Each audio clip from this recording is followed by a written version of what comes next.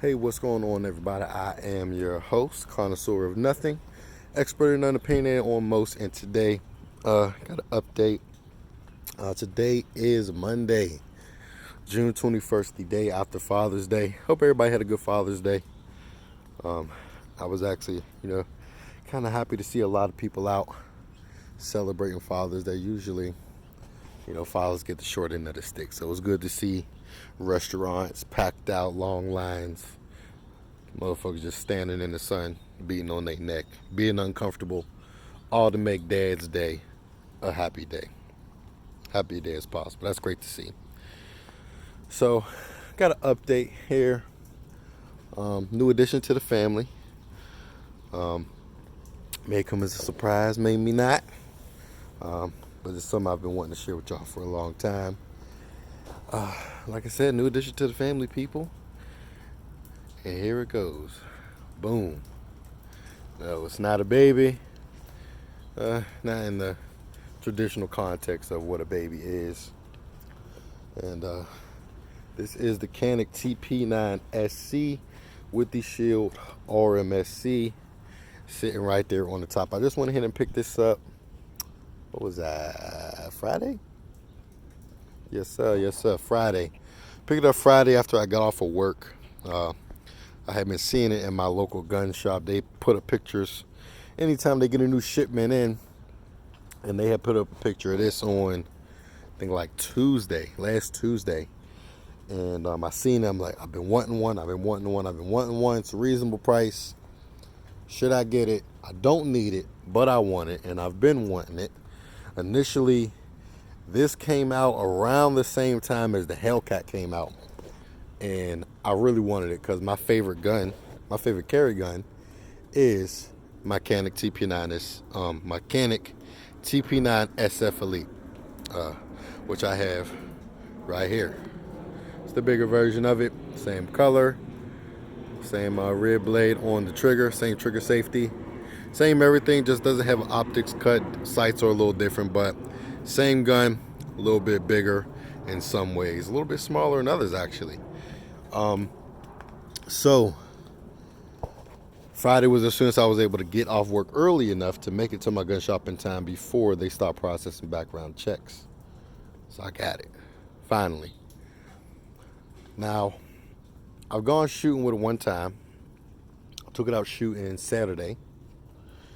Because, for one, I was finally able to get some 9mm ammo, which I don't even want to have to tell you what I had to do to acquire said ammo. I don't want to talk about it. However, went ahead, took about 200 rounds. Go ahead and break it in. See how it shoots.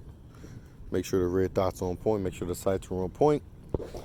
Sights were a little bit off. I still need to adjust those. I didn't bring a sliding tool with me to move the rear sight over. And the red dot was a little bit off. Everything was going a little bit left. Sights were really left. Red dot was a little bit left because it was pretty much right on the sights. And took about 30 rounds to get it sighted in. And then after that, I was just tearing it up.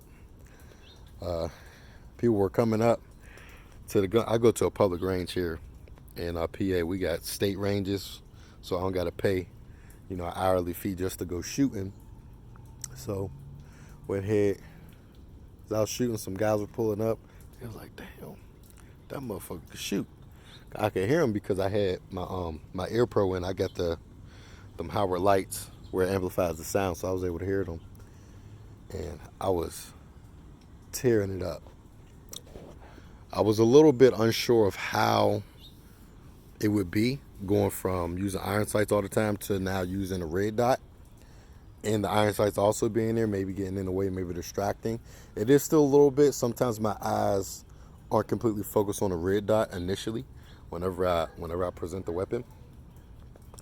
But that started not being a non-factor after, I would say, about 75 rounds. Once I was through a box and a half, wasn't a problem anymore. When I pulled it up, eyes on the target, dot aligns with the target, Boom, clear. Don't need to focus, don't need to look for it, don't need to line up the sights. So it's very quick, very accurate. If you ain't hitting shit, don't blame it on the gun, don't blame it on the sights, don't blame it on the dot, blame it on yourself. But yeah, one thing I will say is same issue that I had with the TP9SC, and these guns are empty. The grip is not very good. I went ahead and put this rubberized grip on this TP9SC's Talon grips. I'm probably going to put the same one on the SC. The grip on here is a little bit better. Has some texture here on the sides, but it's still not good. And it was squeezing on until it was fatiguing my hands a bit. So once I got towards the end of my range session, I got real dark. Once I got towards the end of my range session, I started throwing shots. And I know it's because of my hands getting fatigued from squeezing so hard to make sure I kept the gun in place. Plus, I haven't really been able to shoot my handguns that much. Really, whenever I go to the range, I'm shooting my AK, one of my AKs. I haven't really had much pistol ammo to go shooting with, other than my 22, which is damn near like shooting a BB gun, right? So I'm sure that had something to do with it as well. But now, it felt good to just go shooting, tear a target up, and rear dots are the way to go, people. Get you a gun. If you're a first-time gun owner, get you a gun that has the optics option. You may not be ready to spend the extra money to get an optic to put on your gun. Just get one that has the cut for it. Because let me tell you, it makes it so much easier, so much faster, and a lot less to worry about versus using iron sights. And there's nothing wrong with using iron sights. I've been using them these past couple years since I've been shooting. Nothing wrong with them. Still on the majority of all my guns. However, it is so much easier, so much faster, and it's the future. There's a good reason why every company is going in that direction, is now making a gun that if it does not come with an optic, it at least comes with an optics cut. Every company's doing it now. And if you want to save some money, I know Taurus has the Toro system, which it's ready for optic, and that's probably going to be the most bang for your buck as far as affordability and getting a good quality gun. I know I see a lot of people getting those Sky pistols. I'm not a big fan of them from some of the things I've seen. Just look it up online, Google it. I'm sure you'll see some of the carnage that a traditional 9x19 millimeter Luger firing off in the chamber as it's supposed to has done to some of those Sky pistols. It's left them very, very much so inoperable and dangerous to the shooter. So I'm not a big proponent of them, but whatever fits your budget, whatever floats your boat, whatever fills your moat, I don't really give a damn. Just be safe and get out there and practice. So, yeah. What do I think about the gun overall? I think it's a very good gun. Trigger is comparable to the TP9 SF Elite. However, it is not as crisp now. Granted, I'm saying that after I've fired probably about 2,000 rounds through my SF Elite. So I'm sure the trigger is a lot crisper. It's been polished down from all the rounds being fired. So that will come. It is still a very good trigger. It's a little thick. It's a little thick girl. She got some hips and some dips. So if you got very small hands, which I do, I got small hands, big boy small hands. It may not be the gun for you, to be honest with you. Is it too thick? No, it's not too thick for me. And again, I have small hands. But it is thick. And there's a lot more guns that are a lot more comfortable. And you're going to be able to get that same purchase on the gun without it fatiguing your hands as much. That's another factor that I'm certain has played a role in the fatiguing of my hands when I was shooting yesterday, was that not only is the grip not very good on the gun, but the gun is also thick. So my hand is wrapping all the way around it. So I'm going to go ahead and get some grips. I'll give y'all an update of how it is shooting it once I get those Talon grips in. And I apologize if my hair looks a little crazy.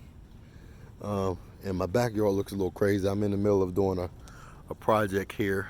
I'm trying to level out this dirt.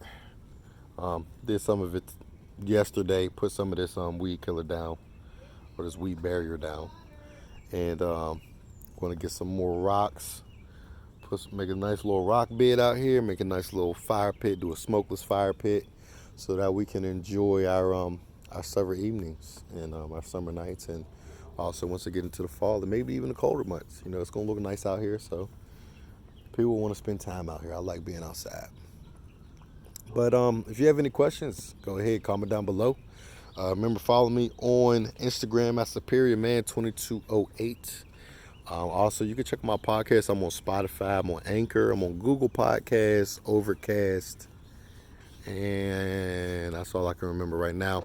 It is called Pragmatic Postulations Podcast. It is not gun content. I will talk about guns if the conversation requires it. However, I'll talk about anything and everything. No question is too taboo. No answer is too serious. So come over there, have a good time with me, laugh, and get maybe get a different POV on some of the preconceived notions that you may have in your life. You know, we may be in line, we may be opposite sides, but either way, it's all about having a good conversation. You know, good conversation. So thank y'all for listening. Thank y'all for watching. I appreciate you. I love you. And I'll catch you on the next one. We out. Peace.